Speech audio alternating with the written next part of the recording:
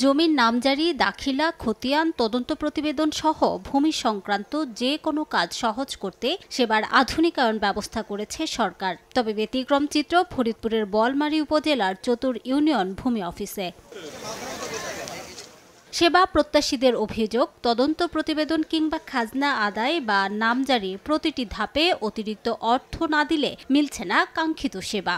নামজারি করতে সরকারি চার্জ ১,১৭০ টাকা, অথচ সেবা গ্রহীতার কাছ থেকে নেওয়া হচ্ছে প্রকারভেদে ২,০০০ থেকে ১০,০০০ টাকা পর্যন্ত। ৫০ টাকা দাখিলা করতে নেওয়া হচ্ছে ৫০০ টাকা।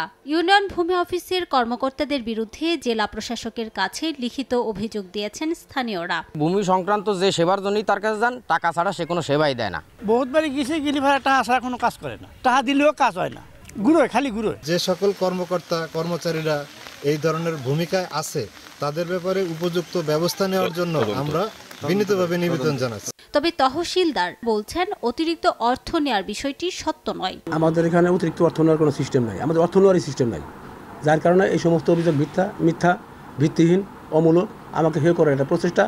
উপজেলা প্রশাসন বলছে সত্যতা পেলে প্রয়োজনীয় ব্যবস্থা নেওয়া হবে। চেষ্টা করছে ওর অতীতের যে রেকর্ডগুলো বা অন্যান্য যে কর্মকর্তার সাথে কাজ করেছে তাদের সাথে কথা বলে আসলে যদি সে যদি নিয়মিতগুলো করে থাকেন আমরা অবশ্যই এটা তদন্ত করে তাদেরকে জানিয়ে দিব আর কি। তদন্ত প্রয়োজন হবে না, যেহেতু আমাদের নিয়ন্ত্রণাধীন স্টাফ, আমরা ব্যবস্থা নিতে পারব। চতুর ইউনিয়ন ভূমি অফিসের অধীনে ১৪টি মৌজা আছে। সময় সংবাদ, ফরিদপুর।